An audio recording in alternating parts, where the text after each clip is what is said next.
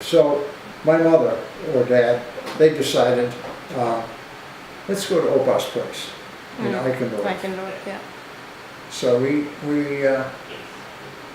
went to Ichendorf. My father at that time, as I remember correctly, about the same time that we left for Ichendorf, my father went to, it's called Augsburg, Germany, which is the southern part of Germany. And there he was repairing one of the big hydraulic forging presses that he had helped design, and actually was supervising the installation and construction of this beast. And it had been damaged, not a direct hit or anything, but enough components were damaged so that he had to go and supervise the repair work. Find the replacements, have them made or whatever.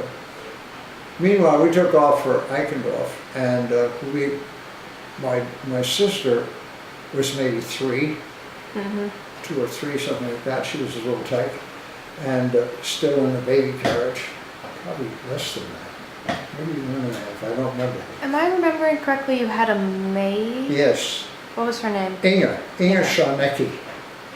Inge Scharnecki. And she was very nice. She went to Eichendorf with us. Her parents lived in Düsseldorf, but she needed the work, and her parents were not that well off. Do you know about how old you think she was when she started working for your family? Probably, I was going to say between 16 or Yeah. 18, something like that. 16, 18. What was she like? Like, how was she nice? Oh, If you can remember. really don't remember that much what she was like. She was soft-spoken. My mom and dad could let loose on me once in a while, and she never did. I don't know what else I could say about her. She was very nice looking. I remember that. I think I fell in love with her. Of course you did. Yeah.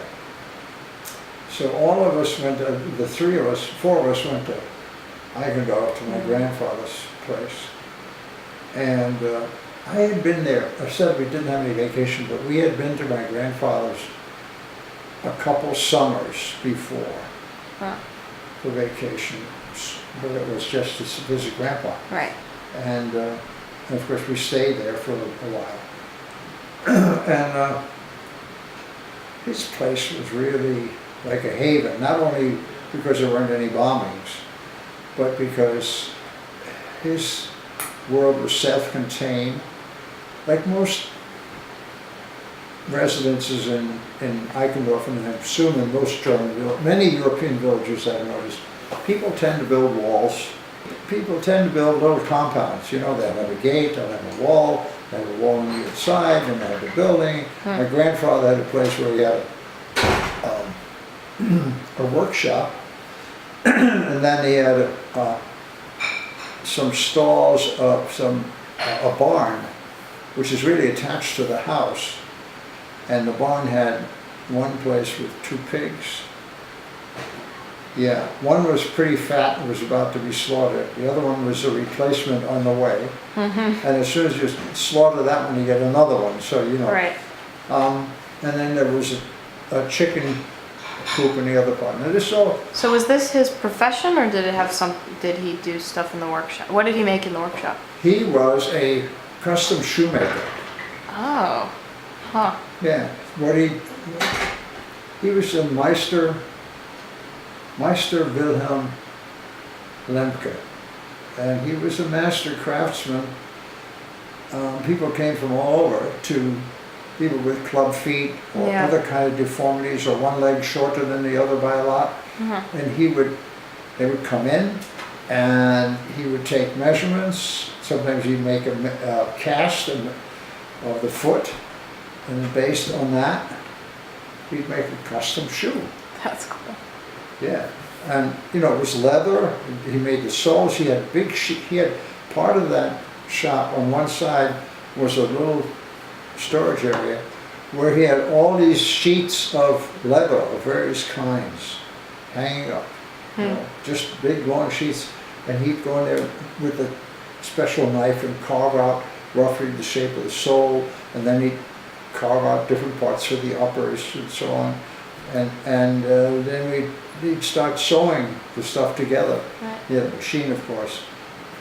We were there when the war ended, so it was April 1945, and he had by that time an assistant, like somebody who was like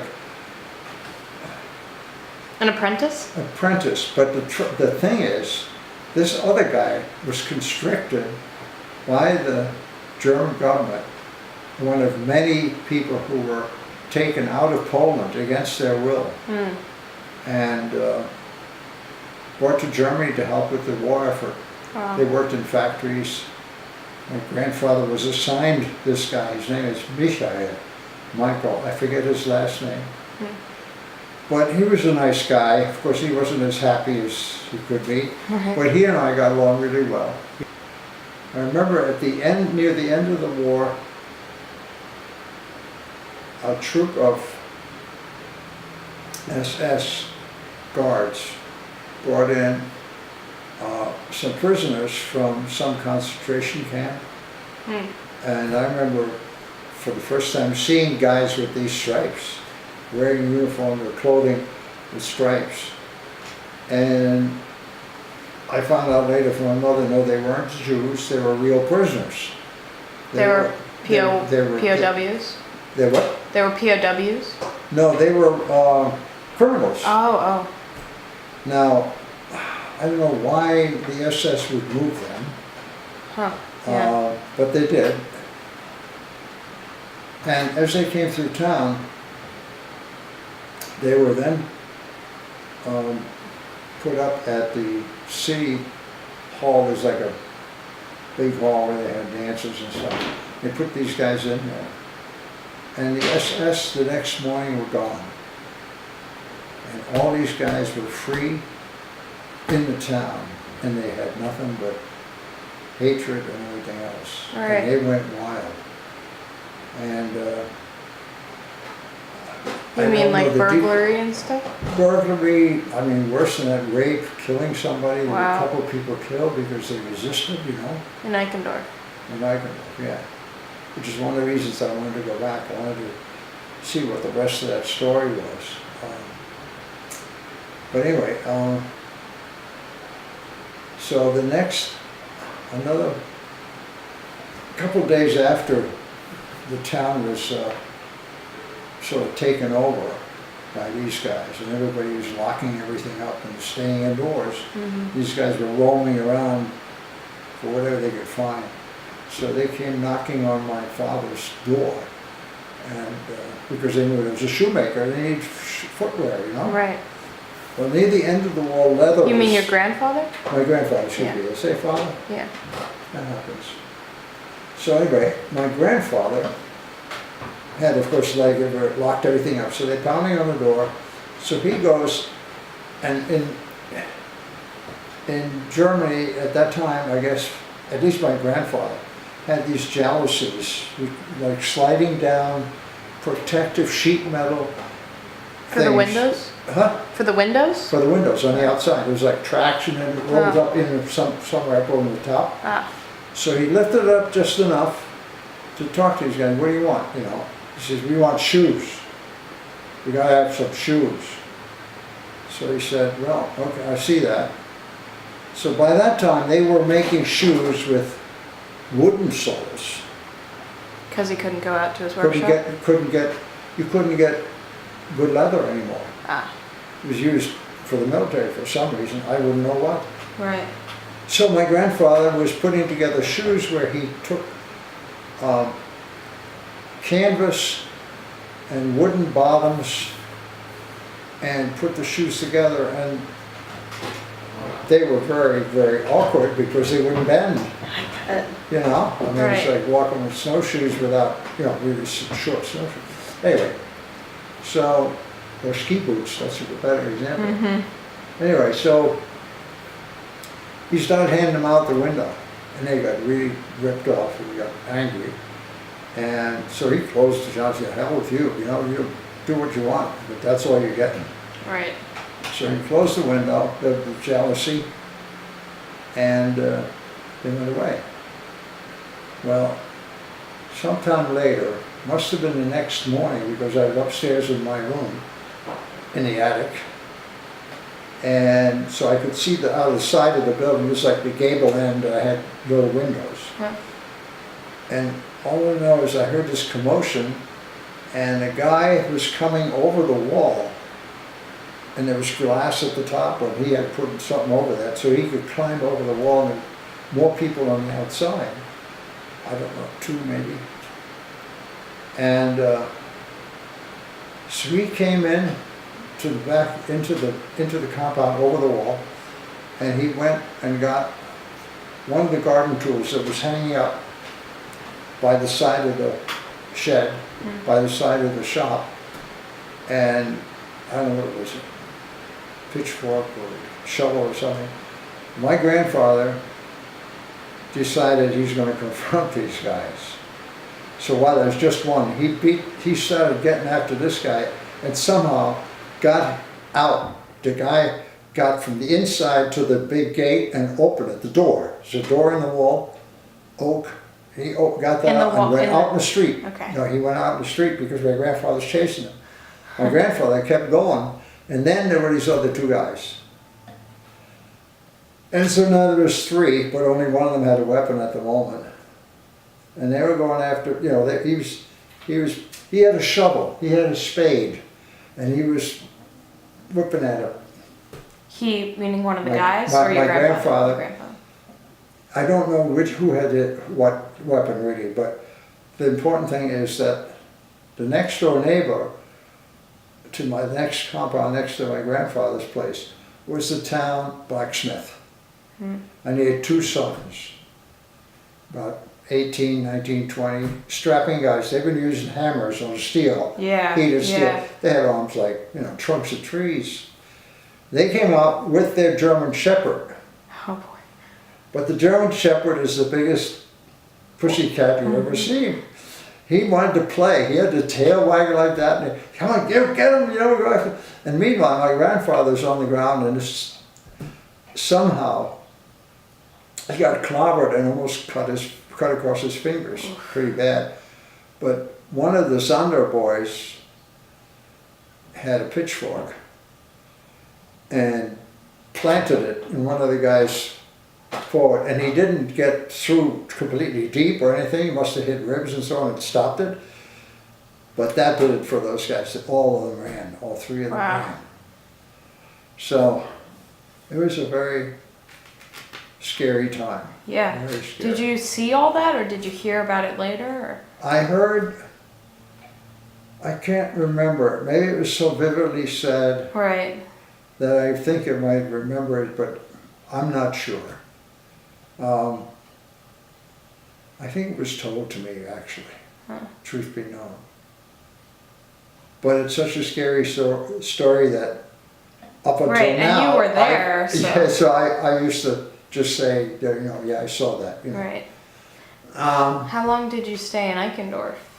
Well, did we all of the outlaws run at that point, or just those What's that? 3? Did all of the criminals leave at that point, or just those 3? Well, right then, the Americans, believe it or not, came to our rescue. Oh wow. The American troops came in. I remember them coming in. No, I'm sorry, the Russians came to the rescue. Yeah. The Russians came in. I remember them with primitive with a horse-drawn cannon. Wow. And a lot of them on horseback. But there were a lot of them, and they took over the town, and they did some nasty stuff as well. I mean, they really were not. I mean, they're soldiers. They just won, so. They took over, and they only stayed for like, I don't know, 2 or 3 days at the most. I got it wrong. The Americans are the ones that came in. And I saw the tanks come in and all that, and trucks and guys sitting on the tanks, and I had my first chocolate bar tossed to me. Yeah. And some other guy, black guy, gave me an orange, and I'd never seen a black man before. Huh. So it was really, really amazing that these supposedly bad guys were so happy to see children, you know. Right. And So that really was the attitude. I mean, yeah, they were the enemy. they were So the enemy, of course. I mean, Did your parents have that attitude? I don't think so. I think they were sick and tired of the war. Mm. And they were glad it's coming to an end, because it was clear to everybody except maybe Hitler and some of his fanatics that, you know, this is not Right. going to end well. Right. But everybody else was like, hallelujah, we're being rescued, it's coming to an end, Right. you know. Americans roll in, they set up in the town hall. I don't know what happened to all those prisoners, all the former criminals. I assume that they were after clothing as well. Mm-hmm. And so they got clothing, threatening people, just got clothing. Right. And I think they just melted into the populace. Huh. I think they just disappeared. They got government assisted escape. Hmm. So, and the Americans came in, by then there were no more of those guys around. The Americans came in and said it was a big, wonderful thing to have happen. I remember they were there for, I don't know, maybe a week or so. Long enough for them to get established enough so they could play baseball. Germany doesn't have baseball, right? Oh no, nobody Right. knew what it was. I couldn't figure out what these crazy guys were hitting the ball with, you know, and then standing there forever. Ah, and finally somebody would get it and so. But anyway, as they were doing this, the Americans were smoking like chimneys. My mother and every other smoker in the town probably had the same idea. Too proud to do it themselves, but they sent their kids out, me, go get those butts that they throw away and bring them to me. Oh wow. She was really, you know, people who smoke, I was a smoker, so I know what she felt like. You gotta have it. So Right. I would bring back these butts, and she would strip them open, cut off the burnt part, and somehow wash the stuff in hot water or something. I would think that everything would come out of it, Yeah. but apparently it didn't. Maybe there's some residual, I just don't know, but she smoked that stuff and she thought she was in heaven. She was really great. So then all of a sudden they pulled up. They got, one morning they were ready to go, by noon they were gone, and the word was that we were told the Russians are coming. Hmm. So they pulled back to the Elbe River, and the Russians came in, and that's when the horse-drawn carriages Right. and all that. And my father was in Augsburg, and the Russians were looking for scientists, something called Operation Paperclip. Mhm. I've since learned, I didn't know it then, but it was an Operation Paperclip, which is go find the top experts in these areas. Right. I mean, all the major powers were like Yeah, right. snapping up German scientists. Exactly, they were trying to entice them to come. My father got a great offer from the Russians in absentia. Well, somehow somehow he learned that some other people, his colleagues, were getting offers for a nice apartment in Moscow, a Dacha out in the country, you know, and a car, and driver, I mean, all kinds of crazy stuff. And of course, my father wasn't going to go there. No way is he going to go to Russia. Why not? Because Russia has a very bad reputation in Germany. Did the American soldiers behave the way you said the Russian soldiers behaved? No. Oh. American soldiers were just, I don't want to say, I mean, they seemed not at all belligerent. They didn't seem like they were treating us like we were bad people. Hmm. So, you know, I think I never was allowed to meet the Russians. Oh. So I don't know what they were like, but hearsay But was. you said they did bad things in town. That was hearsay. It's all, the reputation is hard to separate from what was happening, and I wasn't privy to it because I wasn't allowed to interact with them at all, or Right. get near them, or be outside. So, but you know, the consensus in general was, to anybody I ever heard my mother talking to, or my father, is, oh, those Russians, I hope they go away, whatever, you know. It just, we can't stay away, especially women, don't go out alone, and all that kind of stuff. So, they are making offers, the Russians are making offers, the French are making offers, the British are making offers, and everybody was looking for these people who were known top in their field. The Russians couldn't find my father, and Do you think they would have just taken him if they could find him? I don't know. It was a distinct possibility, because what they did is they put a sign on our door of my grandfather's compound, and said that we were under house arrest. In other words, they were using us for bait, to see if he would come in. Now, I remember my father did come in, but it was a different time frame. So I don't know when this all happened exactly. Maybe he came when the Americans were there. Huh? Maybe he came when the Americans were there? Could have been, it could have been, but I don't think so. I think, here's a hypothesis, I don't know, but the thing that would make sense to me is if he came, and I remember him coming and my mother saying, you have to go. Or he said, I'm just stopping for a little bit because you can't stay. And he left again. And when we got to Düsseldorf later, he wasn't there. So I don't know where he went, but I do remember when he came back, I was in Ichendorf, and he had, you know, they have coaxial cables that they run to control searchlights, for example. Okay. Searchlights that are associated with anti-aircraft cannon. And there was an emplacement of that just outside of Ichendorf.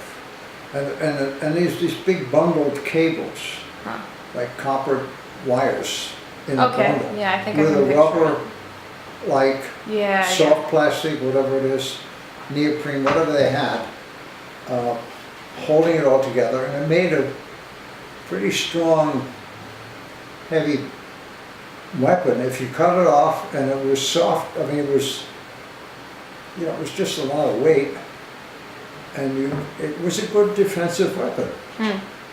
So my father got a chunk of that, because this must have been people that escaped or something. Or maybe he got it in Augsburg when he left there, I don't know. But in any case, I remember that, and I thought, oh my God, this must be very dangerous, I hope he's all right. But he was on a bicycle, and he rode all the way. Well, he came from Augsburg on a bicycle Right. to Eichendorf, and he left again right away. And when he came from Augsburg, he had this truncheon thing with him, so he must have gotten it there. And he said, well, I didn't travel during the daytime, I only traveled at night, and then I would lie in the bushes, because I didn't know who was, you know, there was lawlessness. Right. People, Right. all kinds of people out there, not only soldiers, but all kinds of people. So he would hide during the daytime and then travel by bike during the night.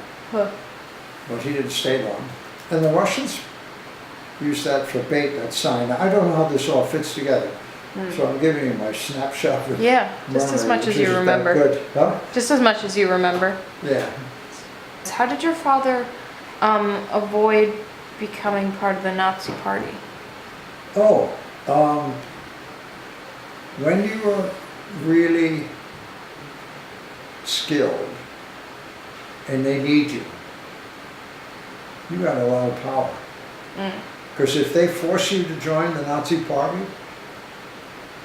against your will, they risk you doing less than Essentially what you want. sabotage. Huh? Essentially sabotage, or Or suboptimal Right, solutions, right. or you know, some sophisticated way of not cooperating. Right. So he got a pass. Huh. He said, I've never been in politics, I don't like politics. I like Hitler, he's fine, but I don't want to be in the party. He lied, you know. Uh-huh. He didn't want to be branded as an anti-Nazi. He just said, I'm not that kind of person, I couldn't contribute anything, I have to keep my mind clear, that type of thing. So how did your parents feel about the Holocaust? Well, If you can after remember. the fact, of course, they thought it was horrendous. It just, How much did they know about what was that's what going I'm on? wondering, and I know that my parents helped somebody by the name of Nathan, Who had two sons? two sons, and she was Jewish, and they lived in our apartment house. Huh. And when the roundup came, I don't know, it was Kristallnacht or something, which I didn't know at the time, but I mean, there was a roundup, and somebody was out shopping, and these Nazis were collecting Jews house to house. Huh. And when they came into our house, they said, Frau Nathan, you've got to disappear. And Frau Nathan was a good friend of my mother's. Mm-hmm. So my mother said, you have to go, you can't disappear here, they'll find you. Meaning in her own apartment. In her own apartment or in the backyard or something like Right. that, it wouldn't work.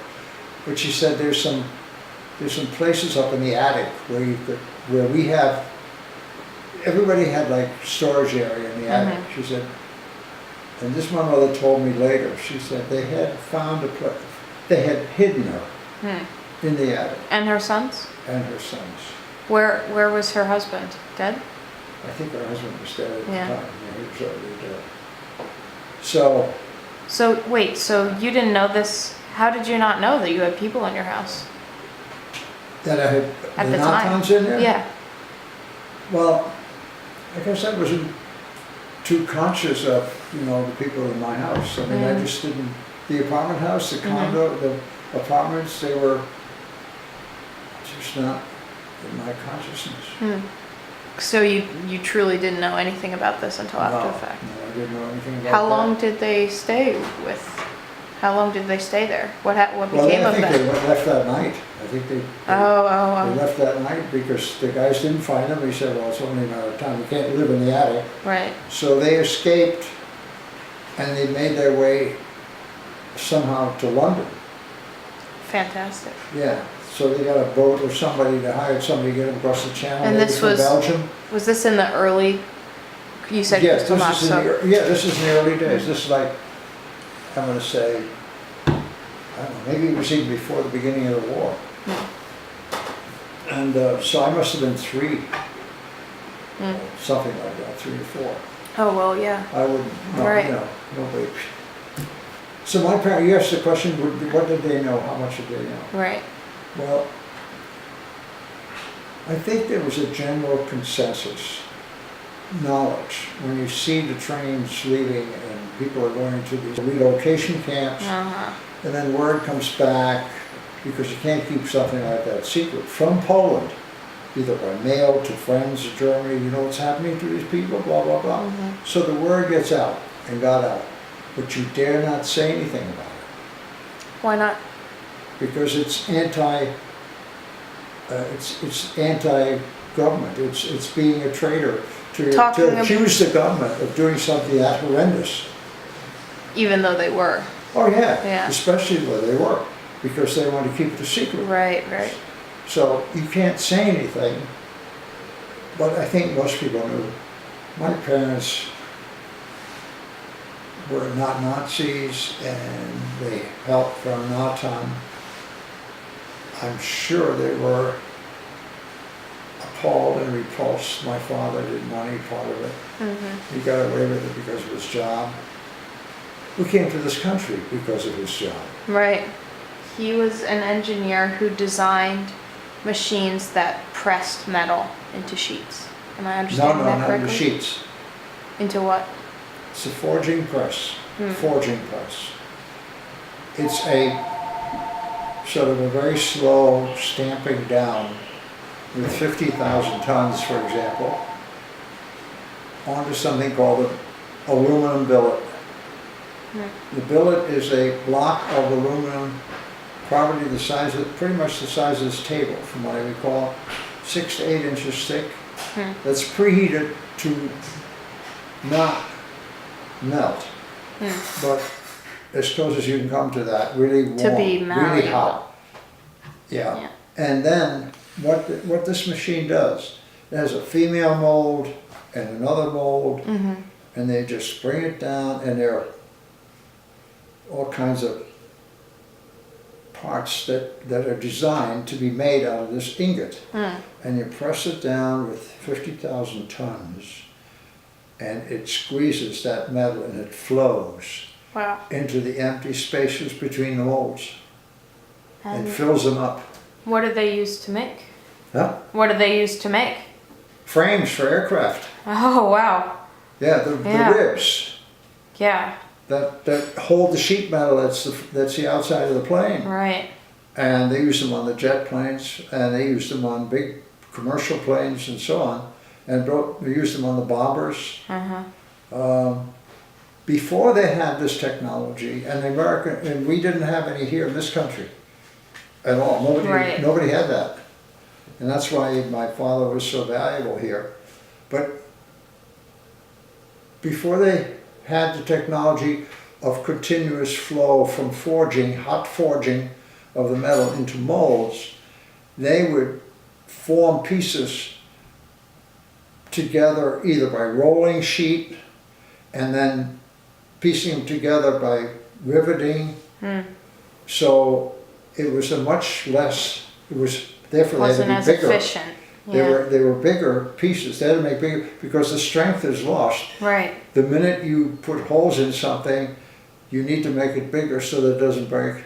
And so the planes would have been a lot heavier and you're lower using lower performance because they're heavier. And you're using more materials to make each one. Yeah, you need more materials. But the big thing is just the strength to weight ratio is much higher. Right. So, and that's what he did, and that's what he designed, and he was really good at it. So we were advised that we were under house arrest because they're waiting for my father to collect us, and they didn't know that he had been there and had already left.